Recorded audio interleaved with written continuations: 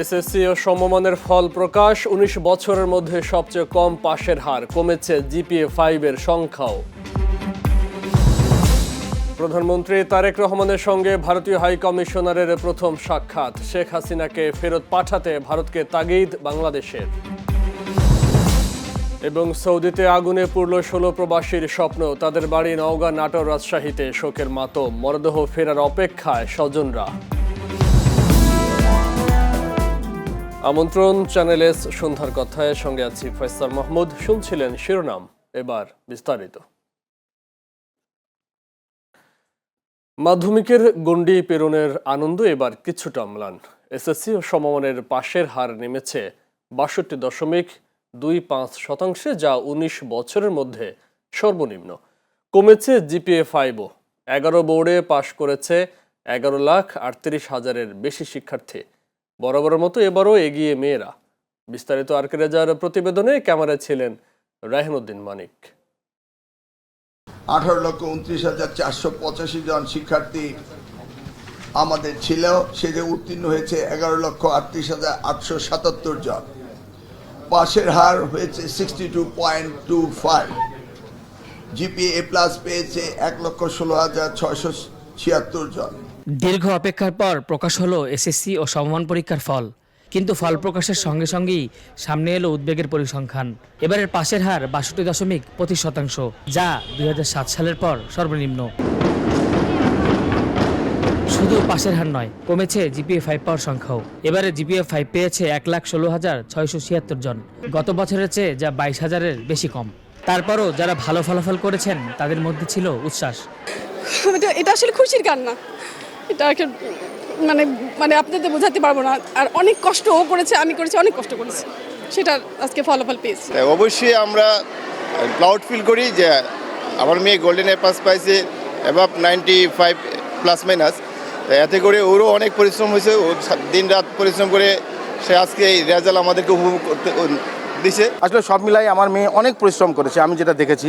তো এই পরিশ্রমের ফল যেটা পেয়েছি, আলহামদুলিল্লাহ আমি আল্লাহ তাআলার কাছে অনেক খুশি, অনেক, এবং বাবা হিসাবে অনেক বড় একটা গর্বের বিষয়। ফলাফলে এবারও এগিয়ে মেয়েরা। ছাত্রদের পাশের হার ৫৭.৮৬% হলেও ছাত্রীদের মধ্যে পাশ করেছে ৬৬.৬৮%।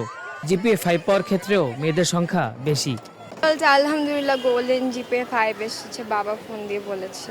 এখনো মেসেজে দেখিনি, কিন্তু বাবা ওয়েবসাইটে দেখেছে। আমি গোল্ডেন পেয়েছি সব সাবজেক্টে A+, এবং অনুভূতি অবশ্যই অনেক ভালো। আলহামদুলিল্লাহ মোটামুটি সব সাবজেক্টে A+ যেহেতু এসেছে। আর আমি বলতে চাই আমার স্কুলের টিচার এবং অন্যান্য টিচাররা আমাকে অনেক হেল্প করছে এই জার্নিতে। আমার 4 আসছে আলহামদুলিল্লাহ। রেজাল্ট আগে তো অনেক ভয় ছিলাম, কাজ শুনতেছিলাম পাশের হার অনেক কম, অনেক বাজেভাবে খাতা দেখছে। কোয়েশ্চেন মোটামুটি স্ট্যান্ডার্ড ছিল, গার্ড ভালোই কঠিন ছিল। তো আলহামদুলিল্লাহ যা পেয়েছে অনেক, মানে এক্সপেকটেশন অনুযায়ী অনেক আলহামদুলিল্লাহ ভালো। বোর্ড ভিত্তিক ফলাফলেও রয়েছে পার্থক্য। 9টি সাধারণ শিক্ষা বোর্ডে পাশের হার ৬৪.০৫%, মাদ্রাসা বোর্ডে ৫৫.৪৯ এবং কারিগরি বোর্ডে ৫৮.২০% শিক্ষার্থী উত্তীর্ণ হয়েছে। নার্ভাসনেস অনেক ছিল, তবে যা হয়েছে আলহামদুলিল্লাহ এভরিথিং ইজ ওকে। যদি কোয়েশ্চেন ভুল না হতো বা তখন যে প্রবলেমগুলো আমরা ফেস করেছি ওগুলো না হলে হয়তো আরও ভালো হতো। সকাল থেকে ভয় লাগছিল, কিন্তু পরে আমার মা আমাকে রেজাল্টটা জানায়। জানি না, আমার মা আমার রেজাল্ট বলতে বলতে কান্না করে দেয়। আমার মা বাবা যে খুশি, এটাই আমার জন্য অনেক। আমি জিপিএ 5 পেয়েছি, বাট আমি একটু ডিসঅ্যাপয়েন্টেড বিকজ আমি গোল্ডেন পাই নাই। বাংলার জন্য 6 মার্কসের জন্য আমি গোল্ডেন মিস করেছি, জন্য একটু কষ্ট লাগছে। ফল প্রকাশের পর আশানুরূপ ফল না পাওয়া শিক্ষার্থীদের খাতা পুনর্নিরীক্ষণের সুযোগ থাকছে। একই সঙ্গে শুরু হবে একাদশে ভর্তির প্রস্তুতি, যা হবে ফল, নম্বর ও পছন্দের ক্রমের ভিত্তিতে অনলাইনে। যদি কেউ কাউকে ভুলভাবে মার্কিং করে থাকে বা যেখানে যা পাওয়ার উপযুক্ত রয়েছে সেটা যদি না দিয়ে থাকে, রিভিউ কমিটির সামনে সেই খাতা পুনঃপরীক্ষা করা হবে। এক্স্যাক্টলি প্রত্যেকটি ছাত্রছাত্রী যা প্রাপ্য তা তাকে দিতে হবে। গত ১৯ বছরে সর্বনিম্ন পাশের হার ও কমেছে জিপিএ 5 পাওয়া শিক্ষার্থীর সংখ্যা। ফলাফলের এই চিত্র শিক্ষার ব্যবস্থার মান এবং মূল্যায়ন পদ্ধতি নিয়ে প্রশ্ন উঠেছে। এখন পছন্দের কলেজে ভর্তি হওয়ার অপেক্ষায় লাখো শিক্ষার্থী। আরকে রেজা, চ্যানেল এস, ঢাকা। প্রধানমন্ত্রী তারেক রহমানের সঙ্গে সৌজন্য সাক্ষাৎ করেছেন বাংলাদেশে নিযুক্ত ভারতীয় হাই কমিশনার দীনেশ ত্রিবেদী। এটি তাদের প্রথম দেখা। সচিবালয়ে প্রধানমন্ত্রীর দপ্তরে অনুষ্ঠিত বৈঠকে সাক্ষাতে বাংলাদেশ ভারত সম্পর্কের গুরুত্বপূর্ণ বিভিন্ন বিষয় নিয়ে আলোচনা হয়। বৈঠকে ভারতে অবস্থানরত সাবেক প্রধানমন্ত্রী শেখ হাসিনাকে প্রত্যর্পণের প্রক্রিয়া দ্রুত এগিয়ে নিতে নয়াদিল্লির প্রতি আহ্বান জানানো হয়। একই সঙ্গে ভারতে গ্রেফতার শহীদ ওসমান হাদি হত্যাকাণ্ডে জড়িতদেরও ফিরিয়ে দেওয়ার অনুরোধ পুনর্ব্যক্ত করা হয়েছে। সাক্ষাতের শুরুতে ভারতীয় হাইকমিশনারকে স্বাগত জানান প্রধানমন্ত্রী। এ সময় ঢাকায় দায়িত্ব পালনের গত 2 মাসের অভিজ্ঞতা প্রধানমন্ত্রীকে জানান দীনেশ ত্রিবেদী। বৈঠকে পররাষ্ট্রমন্ত্রী খলিলুর রহমান, প্রধানমন্ত্রীর পররাষ্ট্র বিষয়ক উপদেষ্টা হুমায়ুন কবির সহ সংশ্লিষ্ট কর্মকর্তারা উপস্থিত ছিলেন। আমি খুবই আনন্দ যে ওনার সঙ্গে আমার দেখা হলো। আর ফার্স্ট একদম দেখা হওয়ার সাথে সাথে এমনি মনে হয়নি যে প্রথমবার আমি ওনার সঙ্গে দেখা করছি।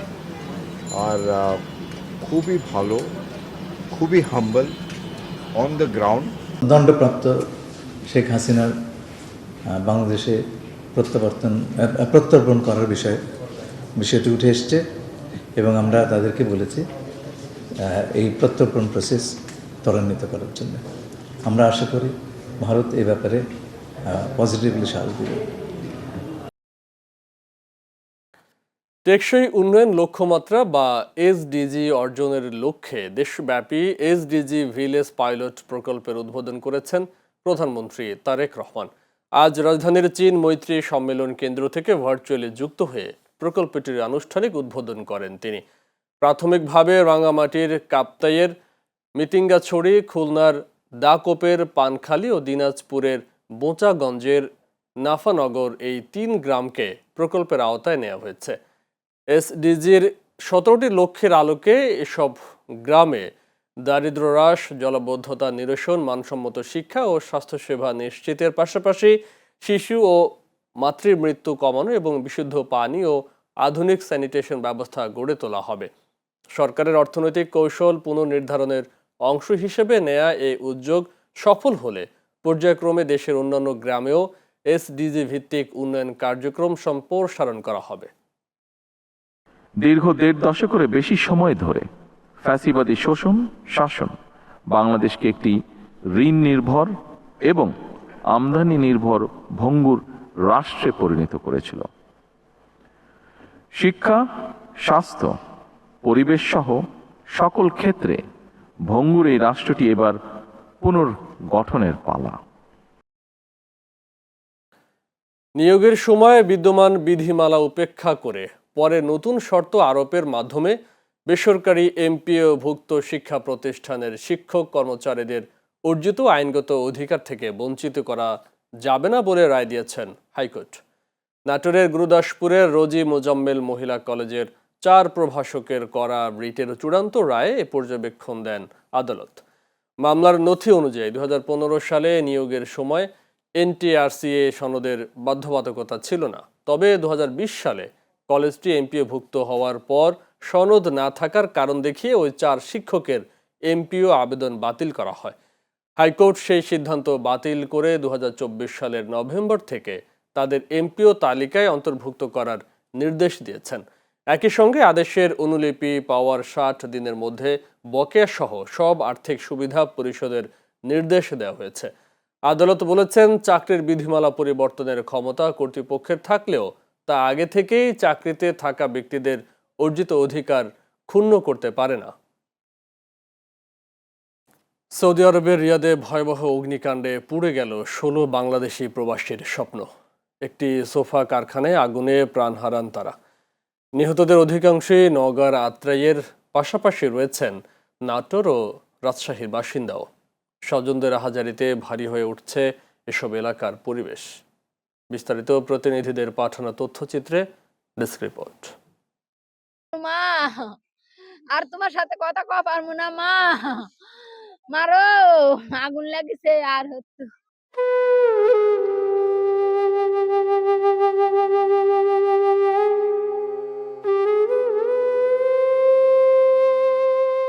জীবিকার তাগিদে গিয়েছিলেন সৌদি আরব। পরিবারের সচ্ছলতার আশায় প্রবাসে পাড়ি জমিয়েছিলেন একদল বাংলাদেশি। কিন্তু রিয়াদের একটি সোফা কারখানায় ভয়াবহ আগুন কেড়ে নিল তাদের প্রাণ। বাংলাদেশ দূতাবাসের তথ্য অনুযায়ী ওই কারখানায় মোট ১৭ জন বাংলাদেশি কর্মী কাজ করতেন। অগ্নিকাণ্ডের সময় কারখানার বাইরে থাকায় প্রাণে বেঁচে যান একমাত্র কর্মী হাবিবুর রহমান। প্রাথমিকভাবে বৈদ্যুতিক শর্ট সার্কিট থেকেই আগুনের সূত্রপাত বলে ধারণা করা হচ্ছে। এতে ৮ জন পুড়ে এবং ৮ জন ধোঁয়ায় শ্বাসরুদ্ধ হয়ে মারা যান। নিহতদের ১৩ জনই নওগাঁর আত্রাইয়ের, ২ জন নাটোরের নলডাঙ্গা ও ১ জন রাজশাহীর বাগমারার। এলাকায় নেমে এসেছে শোকের ছায়া। কারখানাতে আগুন লাগে পুড়ে হয়ে গেছে। ছেলেরা খুব নিরহ এবং গরিব, খুব কষ্ট করে মনে করে বিদেশে গেছে। মৃত্যুর খবর কখন জানতে পারছেন? মৃত্যু খবর কালকে ওই মাগরিবের পর। এই গ্রামের ৪ জন মারা গিয়েছে এবং পার্শ্ববর্তী আমাদের আরো গ্রামের লোক মারা গিয়েছে। নিহতদের স্বজনদের বাড়িতে এখন শুধুই আহাজারি। পরিবারের একমাত্র উপার্জনক্ষম মানুষকে হারিয়ে দিশেহারা স্বজনরা। আমার বাবার স্বপ্ন নেই, বিল্ডিং দিবে বাবারও, তারপরে বিয়া করে পরিবার নিয়ে তবে রে বাবা, আমার বাবার স্বপ্ন কুটি হারায় গেল রে। ভিড় দিয়ে উঠতেই আসে বিয়ে করবে, কাগজ করছে, এখন আসবে জ্যৈষ্ঠ মাসের কথা বলে যে ব্যারিটা উঠলেই চলে আসবে। এসে তার স্বপ্ন ছিল বিয়ে করে বাচ্চা কাচ্চা হলে যাবে, কাগজ করে। এই আশা মানুষ পূর্ণ করতে দিল না। বলবেন মা পরে ফোন দিব আমার বাবা সেই ভালো করে কথা বলো, আমি তো জানি না আমার বাবা মরে যাবে, আমি আরো কথা করুন। আমার বাবা 5 বছর হচ্ছে আমার বাবা যায়। সরকারের কাছে আমার একটাই দাবি, আমার সন্তানিক যে আমার বুকে চাইলে ফিরে নিয়ে যায়, আমার সন্তানকে আমার সরকার না পাঠায় দেওয়ার ব্যবস্থা করো বাবা, আমরা দেখবো বাবা, খুশি মুটা মেটি দেবো বাবা। দেখেন বাবা, তোমার অনুরোধ করেছি বাবা, নষ্ট নাই দাও বাবা। নিহতদের মরদেহ দ্রুত দেশে ফিরিয়ে আনার উদ্যোগ নিয়েছে প্রবাসী কল্যাণ মন্ত্রণালয়। এছাড়া নিহতদের পরিবারকে ক্ষতিপূরণ ও প্রয়োজনীয় সরকারি সহায়তার আশ্বাস দেওয়া হয়েছে। মাননীয় প্রধানমন্ত্রী সহ এই শ্রমিক কল্যাণ মন্ত্রণালয়ে দায়িত্বপ্রাপ্ত মন্ত্রী মহোদয়ের মাধ্যমে আমি একটি অনুরোধ রাখতে চাই, আমার এই অসহায় পরিবারগুলো তারা ঋণগ্রস্ত হবে, তারা বিভিন্ন কেউ বাড়ি ঘর জমি জমা বন্ধক রেখে দেশের বিদেশের মাটিতে পাড়ি জমিয়েছিল। এখানে আমাদের 4টা ইউনিয়নের আসলে এই সংখ্যাটা পাওয়া গেছে 11 জনের, এবং আমরা দূতাবাসে যোগাযোগ করেছি যে তাদের লাশগুলো যত দ্রুত সম্ভব যেন আনা যায়, এবং পরিবারকে আমরা সান্ত্বনা বা সম্মানিত জানানোর চেষ্টা করছি। আর সহযোগিতার বিষয়ে আমরা প্রবাসী কল্যাণ মন্ত্রণালয়ে কথা বলেছি, তো তারা একটা বড় অঙ্কের একটা সহযোগিতা করবে। সেক্ষেত্রে আমরা পাসওয়ার্ড এনআইডি কালেকশন করে অ্যাপ্লিকেন্স করার পদ্ধতিটা তাদের কাছে আমি জানার চেষ্টা করছি। রিয়াদের সেই আগুন হয়তো নিভে গেছে, কিন্তু নওগাঁ, নাটোর আর রাজশাহীর অসংখ্য পরিবারের শোকের সঙ্গে যোগ হয়েছে প্রিয়জনের মরদেহ দেশে ফেরার অপেক্ষা। জীবিকার সন্ধানে বিদেশে যাওয়া এই মানুষগুলোর নিরাপদ কর্মপরিবেশ নিশ্চিত করার দাবিও তাদের। Channel S news desk. S M Sultan বিশ্ববরেণ্য এক চিত্রশিল্পী। প্রচলিত শিল্পধারার বাইরে গিয়ে বিষয় নির্বাচন, ব্যতিক্রমী জীবনযাপন আর নিজস্ব শিল্পদৃষ্টি তাঁকে জীবদ্দশাতেই বসিয়েছিল কিংবদন্তির আসনে। তাঁর ক্যানভাসে উঠে এসেছে বাংলার মাটি, প্রকৃতি, কৃষক ও মেহনতি মানুষের জীবন। নড়াইলের মাছিমদিয়া গ্রামের লাল মিয়া পাট কাটা, ধান কাটা, মাছ ধরা কিংবা চাষাবাদের মতো গ্রামীণ জীবনের চিরচেনা দৃশ্যকে দিয়েছেন অনন্য শিল্পরূপ। ইউরোপ সফরে তাঁর শিল্পকর্ম প্রদর্শিত হয়েছে বিশ্ববিখ্যাত শিল্পীদের সঙ্গে। শিল্পকলায় অসামান্য অবদানের স্বীকৃতিতে পেয়েছেন 21 পদক ও স্বাধীনতা পুরস্কার সহ নানা সম্মাননা। 1994 সালের 10 অক্টোবর প্রয়াত হন এই অসাম্প্রদায়িক শিল্পী। আজ তাঁর 103তম জন্মদিন। জন্মবার্ষিকী ঘিরে নড়াইল সহ দেশের বিভিন্ন স্থানে আয়োজন করা হয়েছে নানা কর্মসূচি।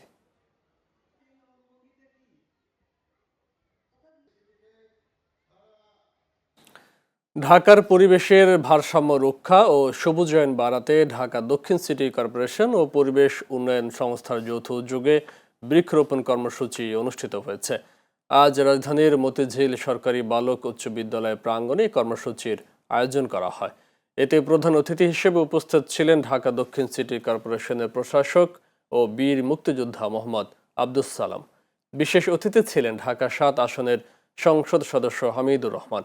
কর্মসূচিতে বক্তারা বলেন, পরিবেশ রক্ষায় বৃক্ষরোপণের এ উদ্যোগ নগরবাসীর মধ্যে সচেতনতা তৈরির পাশাপাশি সবুজ ও পরিচ্ছন্ন ঢাকা গড়তে গুরুত্বপূর্ণ ভূমিকা রাখবে। নগরের পরিবেশের ভারসাম্য বজায় রাখতে নিয়মিত বৃক্ষরোপণ ও গাছের পরিচর্যার উপর গুরুত্ব দেন তারা। ঢাকা মহানগর প্রত্যেককে আমরা সবুজে ভরে দিতে চাই। গতকালকে দেখেছেন নামমানি চরে আমরা গাছ লাগিয়েছি, আবার 2 দিন পরে আমরা খিলগাতে লাগাবো। অর্থাৎ প্রতিটা দিন এই কর্মসূচি চলবে। দীর্ঘদিনের প্রতীক্ষার অবসান ঘটিয়ে আজ থেকে ঢাকা গোপালগঞ্জ রুটে চালু হয়েছে নতুন ট্রেন অভিযাত্রী কমিউটার। রাজধানীর সঙ্গে সরাসরি রেল যোগাযোগ স্থাপনের মধ্য দিয়ে গোপালগঞ্জবাসীর দীর্ঘদিনের প্রত্যাশা পূরণ হচ্ছে। নতুন এই ট্রেন সার্ভিস চালু হওয়ায় স্বস্তি ফিরবে বলে আশা করছেন জেলার বাসিন্দারা। স্থানীয়দের প্রত্যাশা, কম খরচে নিরাপদ ও স্বাচ্ছন্দ্যময় যাতায়াতের পাশাপাশি এই রেল যোগাযোগ গোপালগঞ্জের ব্যবসা বাণিজ্য ও সামগ্রিক অর্থনীতিতে নতুন গতি সঞ্চার করবে। আজ 10 আগস্ট থেকে ঢাকা গোপালগঞ্জ ঢাকা রুটে যাত্রী পরিবহন শুরু করছে অভিযাত্রী কমিউটার ট্রেন। দীর্ঘদিন ধরে সড়ক পথের দুর্ঘটনা, যানজট, চড়া ভাড়া এবং অতিরিক্ত সময় ব্যয় করে ঢাকায় যাতায়াত করতে হয়েছে জেলার বাসিন্দাদের। নতুন এই ট্রেন সার্ভিস চালু হওয়ায় যোগাযোগ ব্যবস্থায় বড় ধরনের ইতিবাচক পরিবর্তন আসবে বলে আশা করছেন যাত্রীরা। চাকরি স্থায়ীকরণের দাবিতে জাতীয় প্রেস ক্লাবের সামনে অবস্থান কর্মসূচি পালন করছেন প্রাণী সম্পদ অধিদপ্তরের আওতায় প্রাণী সম্পদ ও ডেইরি উন্নয়ন প্রকল্পের লাইভ স্টক সার্ভিস প্রোভাইডার বা এলএসপি কর্মীরা। বাংলাদেশ এলএসপি ঐক্য পরিবারের ব্যানারে গত 5 জুলাই থেকে এই কর্মসূচি পালন করছেন তারা। কর্মীদের দাবি, সারা দেশে প্রায় 4200 এলএসপি মাঠ কর্মী প্রাণী সম্পদ খাতের উন্নয়ন ও মাঠ পর্যায়ে বিভিন্ন সেবা দিয়ে আসছেন। এরই মধ্যে এলএসপি মাঠ কর্মীর পদ বিলুপ্তির ঘোষণা দেয় চাকরি নিয়ে অনিশ্চয়তায় পড়েছেন তারা। অবস্থান কর্মসূচিতে কর্মীরা বলেন, দীর্ঘদিন ধরে দায়িত্ব পালন করলেও তাদের চাকরি স্থায়ী করা হয়নি। দ্রুত চাকরি স্থায়ীকরণের উদ্যোগ নেওয়া না হলে আরও কঠোর আন্দোলনের হুঁশিয়ারি দেন তারা। প্রশিক্ষণ দিয়ে তাদেরকে স্বয়ংসম্পন্ন করেছি। তাই আমরা সরকারের কাছে আকুল আবেদন, সরকারের নির্বাচনী ইস্তেহার অনুসারে দেশ থেকে বেকারত্ব দূর করবে। ইউনিয়নে প্রাণী সেবা কেন্দ্র করে আমাদের সেইখানে নিয়োগ দেওয়া হোক। আমরা বিগত দিনে খামারিদের পাশে প্রায় 8 বছর ছিলাম, বিনিময়ে আমরা পেয়েছি অবহেলা। আমাদের একটাই দাবি দেওয়া যে আমাদের কর্মস্থলকে ফিরে দেওয়া হোক, আমাদের পরিবারদেরকে দুটো ডাল ভাতের ব্যবস্থা করে দেওয়া হোক, এই আমাদের মুখ্য দাবি। তারেক রহমান প্রধানমন্ত্রী আমাদের তারুণ্যের প্রতীক, সে যে প্রতিশ্রুতি দিছে সেই প্রতিশ্রুতির লক্ষ্য বাস্তবায়নের জন্য আমরা যা যা করা দরকার আমাদের কেন্দ্রীয় কমিটি করবে, আমরা সেভাবে কাজ করব। যদি সরকার না মেনে না হয় তাহলে আমরা কঠোর আন্দোলনে আমরা যাব। কারণ আমরা টেন্ডিং অফ টেন্ডার্স, আমাদের সরকার আমাদের ট্রেনিং করাইছে। আমাদের লক্ষ্য একটাই যে আমরা প্রত্যেকটা ইউনিয়নে একজন করে কর্মসংস্থান চাই। দীর্ঘদিনের অনিয়ম, ঋণ কেলেঙ্কারি ও আর্থিক সংকটে থাকা 4টি ব্যাংক বহির্ভূত আর্থিক প্রতিষ্ঠানকে অকার্যকর ঘোষণা করে প্রশাসক নিয়োগ দিয়েছে বাংলাদেশ ব্যাংক। প্রতিষ্ঠানগুলো হলো Aviva finance, far east finance and investment, FAS finance and investment এবং international leasing and financial services. কেন্দ্রীয় ব্যাংকের সিদ্ধান্ত অনুযায়ী ব্যাংক রেজুলেশন আইনের আওতায় প্রতিষ্ঠানগুলোর ব্যবস্থাপনা পরিচালক ও প্রধান নির্বাহীদের নিয়োগ বাতিলের পাশাপাশি প্রশাসক নিয়োগ দেওয়া হয়েছে। বড় মূলধন ঘাটতি, উচ্চ খেলাপি ঋণ, তারল্য সংকট, আয় ক্ষমতার অবনতি এবং আমানতকারী ও পাওনাদারদের দায় পরিশোধে ব্যর্থতার কারণে সিদ্ধান্ত নেওয়া হয়েছে। বাংলাদেশ ব্যাংক বলছে, এই পদক্ষেপের মাধ্যমে আর্থিক খাতে শৃঙ্খলা, সুশাসন ও জবাবদিহি নিশ্চিতের পাশাপাশি আমানতকারী ও পাওনাদারদের স্বার্থ সুরক্ষা করা হবে। নতুন কোনো পরমাণু চুক্তি ছাড়াই ইরানের সঙ্গে যুদ্ধ শেষ করে বিজয় ঘোষণা করতে চান মার্কিন প্রেসিডেন্ট ডোনাল্ড ট্রাম্প। মার্কিন কর্মকর্তাদের বরাত দিয়ে ওয়াল স্ট্রিট জার্নাল জানিয়েছে, ইরানে পরমাণু কর্মসূচি নিয়ন্ত্রণে রাখা এবং হরমুজ প্রণালীতে বাণিজ্যিক জাহাজ চলাচল স্বাভাবিক করা সম্ভব হলে যুদ্ধবিরতি অনির্দিষ্টকালের জন্য বাড়াতে পারেন ট্রাম্প। তবে যুদ্ধ শেষের সম্ভাবনা তৈরি হলেও দুই দেশের অবস্থানে এখনও বড় দূরত্ব রয়েছে। হরমুজ প্রণালী খুলতে আগ্রাসন বন্ধ, নৌ অবরোধ ও নিষেধাজ্ঞা প্রত্যাহার, যুদ্ধের ক্ষতিপূরণ এবং জব্দ করা সম্পদ ফেরত সহ 6টি শর্ত দিয়েছে তেহরান। এরই মধ্যে ইরানের শীর্ষ নিরাপত্তা সংস্থা SNCCতে বড় রদবদল এনেছেন সর্বোচ্চ নেতা আয়াতুল্লাহ মুস্তফা খামেনি। সংস্থাটির প্রধান হিসেবে নিয়োগ পেয়েছেন অবসরপ্রাপ্ত মেজর জেনারেল মোহসিন রেজাই। এছাড়া নিরাপত্তা সংস্থাটির সাবেক প্রধান মোহাম্মদ বাঘের জোলগাদরকে করা হয়েছে সর্বোচ্চ নেতার রাজনৈতিক উপদেষ্টা। 2 টেস্ট খেলতে বাংলাদেশ দল এখন অস্ট্রেলিয়ায়। প্রথম টেস্টের আগে প্রস্তুতি ম্যাচে ইনিংস ব্যবধানে হারলেও বাংলাদেশ দলকে হালকাভাবে নিচ্ছে না স্বাগতিকরা। বরং বাংলাদেশের প্রথম ইনিংসে প্রায় 270 রান ও একটি সেঞ্চুরির বিষয়টি গুরুত্ব দিয়ে দেখছেন অস্ট্রেলিয়ার তারকা ব্যাটার ট্রাভিস হেড। তার মতে বড় দলের বিপক্ষে অতিরিক্ত আত্মবিশ্বাস বিপদ ডেকে আনতে পারে। এদিকে 22 বছর পর ডারউইনে ফিরছে টেস্ট ক্রিকেট। প্রথম টেস্টের আগে উইকেটে ঘাস থাকলেও ম্যাচের আগে তা কিছুটা কমতে পারে। উইকেটের আচরণ দেখে একাদশ চূড়ান্ত করবে বাংলাদেশ। 11 ও 12 আগস্ট ডারউইনে অনুশীলন করবে টাইগাররা। লিটন দাস খেলবেন কিনা সিদ্ধান্ত হবে ম্যাচের আগের দিন। প্রস্তুতি ম্যাচের হতাশা পেছনে ফেলে প্রথম টেস্টে ঘুরে দাঁড়ানোর লক্ষ্য নিয়েই মাঠে নামতে প্রস্তুত বাংলাদেশ। চ্যানেলে সন্ধ্যার কথা শেষ করার আগে শিরোনামগুলো দেখে নিচ্ছে আরও একবার। এসএসসি ও সমমানের ফল প্রকাশ। 19 বছরের মধ্যে সবচেয়ে কম পাশের হার, কমেছে জিপিএ 5 এর সংখ্যাও।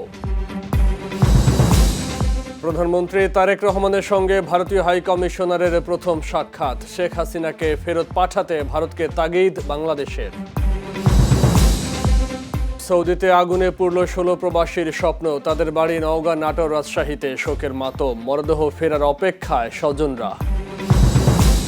পরমাণু চুক্তি ছাড়ে ইরান যুদ্ধ শেষ করে বিজয় ঘোষণা করতে চান ট্রাম্প। ওয়াল স্ট্রিট জার্নালের প্রতিবেদন। ইরানের শীর্ষ নিরাপত্তা সংস্থায় বড় রদবদল। এবং বাংলাদেশকে হালকাভাবে নিচ্ছে না অস্ট্রেলিয়া, বললেন তারকা ব্যাটার ট্রাভিস হেড। প্রস্তুতি ম্যাচের ফল নয়, প্রথম টেস্টেই নজর টাইগারদের। এই ছিল চ্যানেল এস সন্ধ্যার কথায়। দর্শক, চ্যানেল এস এর সব সংবাদ দেখতে ভিজিট করুন youtube.com/channelsnews এবং facebook.com/channelsnews এই পেজে। এতক্ষণ সঙ্গে থাকার জন্য ধন্যবাদ।